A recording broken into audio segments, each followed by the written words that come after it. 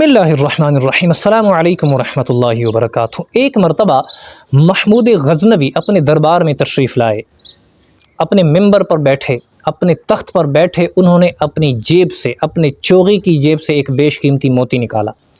اس موتی کو وزیر اعظم کے ہاتھ میں تھماتے ہوئے پوچھا کہ وزیر اعظم صاحب ذرا بتائیں تو صحیح کہ اس موتی کی قیمت کتنی ہو سکتی ہے۔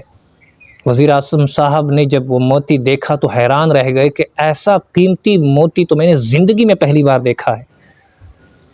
وزیر اعظم صاحب نے کہا کہ بادشاہ سلامت اس کی قیمت تقریباً 1 من سونے کے برابر ہو سکتی ہے یا اس سے زیادہ۔ بادشاہ سلامت نے حکم دیا کہ جاؤ وزیر اعظم صاحب اس موتی کو توڑ دو، اس کے ٹکڑے ٹکڑے کر دو۔ وزیر اعظم صاحب نے جب ایسا عجیب حکم سنا تو حیران اور پریشان رہ گئے کہ بادشاہ سلامت میں آپ کے دربار کا محافظ ہوں، آپ کے خزانے، آپ کے گھرانے کا محافظ ہوں، میں بھلا ایسا نقصان کیسے قبول کر سکتا ہوں؟ آپ کے خزانے کو کیوں کر نقصان پہنچاؤں گا؟ بادشاہ سلامت میں معذرت چاہتا ہوں، ایسا موتی کیسے میں توڑ سکتا ہوں؟ بادشاہ سلامت بڑے خوش ہوئے اور انہیں بہت سارے انعام و اکرام سے نوازا۔ وہی موتی نائب وزیر کے ہاتھ میں تھمایا، ان سے کہا کہ نائب وزیر صاحب ذرا بتائیں تو صحیح کہ اس موتی کی قیمت کتنی ہو سکتی ہے۔ انہوں نے بھی یہی جواب دیا کہ بادشاہ سلامت ایسا موتی تو میں نے زندگی میں پہلی دفعہ دیکھا ہے، اور اس موتی کی قیمت تو ہمارے اس پورے ملک میں کسی کے پاس ممکن نہیں، یہ بہت بیش قیمتی موتی ہے۔ تو بادشاہ سلامت نے کہا کہ جاؤ اس موتی کو توڑ دو، اس کے چورے چورے کر دو۔ تو بادشاہ سلامت کے عجیب سے حکم پر انہوں نے عرض کی کہ بادشاہ سلامت میں بھی تو آپ کے دربار کا محافظ ہوں، آپ کے خزانے کا محافظ ہوں، بھلا میں اسے کیوں کر توڑ سکتا ہوں؟ ایسا نقصان میں کیسے قبول کر سکتا ہوں؟ بادشاہ سلامت بڑے خوش ہوئے، انہیں بھی انعام و اکرام سے نوازا۔ جب ان کو دیکھا تو باقی امراء بھی ایسے ہی کہنے لگے۔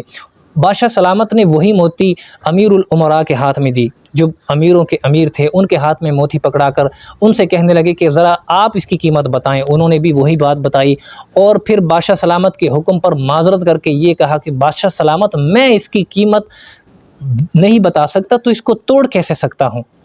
تو اس کے بعد ایک کے بعد دوسرا، دوسرے کے بعد تیسرا، سارے درباریوں نے وہی لالچ میں آ کر انعام و اکرام حاصل کرنے کی خاطر موتی توڑنے سے انکار کر دیا۔ آخر میں بادشاہ سلامت نے، محمود غزنوی نے وہی موتی ایاز کے ہاتھ میں تھمایا اور ایاز کو بولا کہ ایاز جاؤ اور اس موتی کو توڑ دو۔ ایاز نے کہا کہ بادشاہ سلامت اس موتی کی قیمت اگرچہ اس ملک میں کسی کے پاس نہیں ہو سکتی، لیکن میرے لیے یہ ایک خاک کے برابر ہے، اور فوراً جا کر حکم کی تعمیل کی اور موتی توڑ دیا۔ جب وزیر اعظم، نائب وزیر اور امیروں کی امیر اور سارے درباریوں نے یہ معاملہ دیکھا تو وہ چلا اٹھے کہ بے وقوف، یہ تم نے کیا کر دیا؟ تم نے ایک بیش قیمتی موتی توڑ دیا، اتنا قیمتی موتی کہ اس کی قیمت اس ملک میں کسی کے پاس نہیں، تم نے بادشاہ کے خزانے کو نقصان پہنچایا۔ تو ایاز بلا جھجک بولا کہ ذرا ہوش کے ناخن لو کہ یہاں بات قیمت اور قیمتی موتی کی نہیں ہو رہی، یہاں بات ہو رہی ہے بادشاہ کے حکم کی۔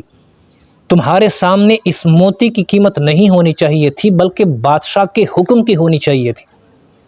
تمہیں موتی کی قیمت نظر آئی، لیکن اس سے پہلے جو بادشاہ کے حکم کے مطابق تمہیں کام کرنا تھا، بادشاہ کا حکم تمہیں نظر نہیں آیا۔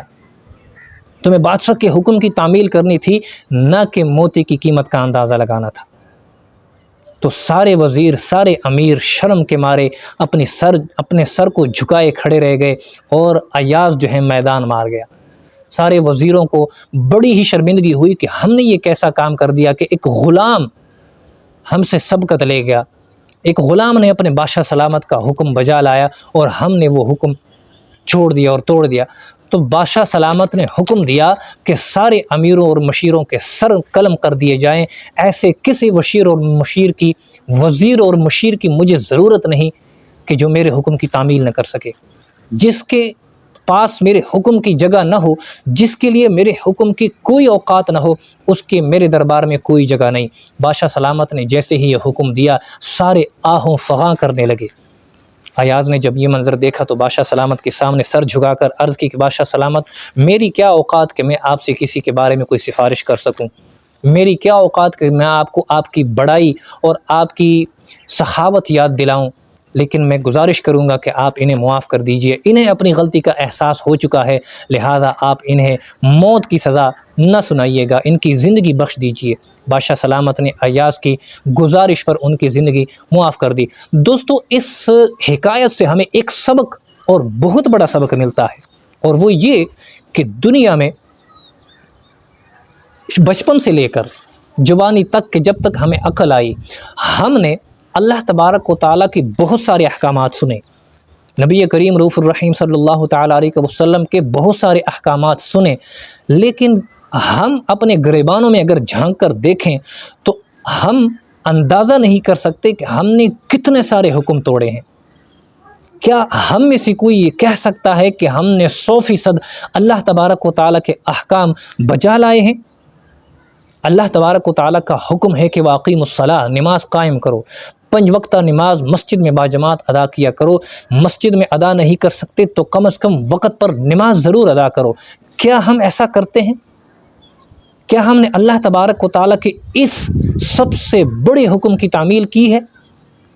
نبی کریم صلی اللہ تعالیٰ علیہ وسلم نے بھی اپنی زندگی میں بار بار بلکہ 1000 بار یہ ارشاد فرمایا کہ نماز قائم کرو، نماز پڑھا کرو، نماز کو وقت پر ادا کیا کرو۔ کیا ہم میں سے ایسا کسی نے کیا؟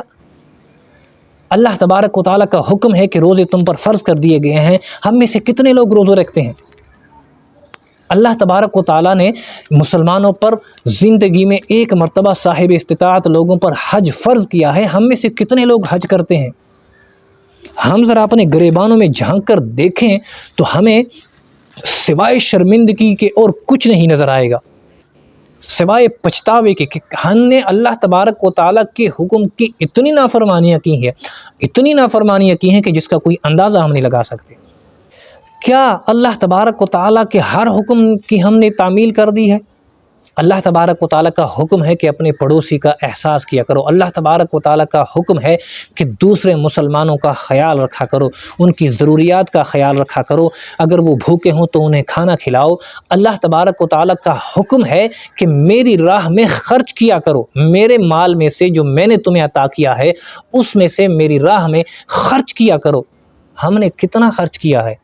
ہم بہت سارے لوگ، بلکہ دنیا میں تقریباً کوئی 40% لوگ صاحب استطاعت ہیں۔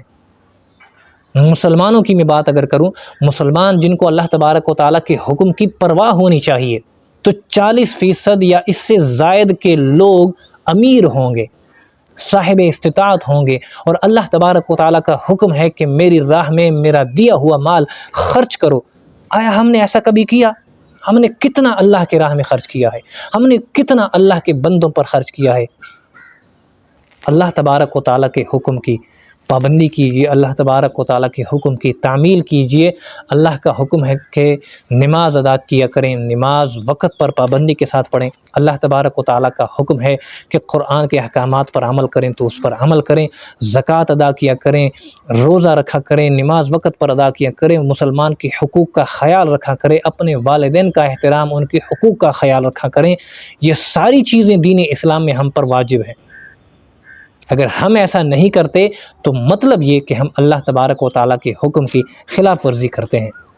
اللہ تبارک و تعالیٰ ہمیں اللہ کے حکم کی پابندی اور اس پر عمل کرنے کی توفیق عطا فرمائے، آمین۔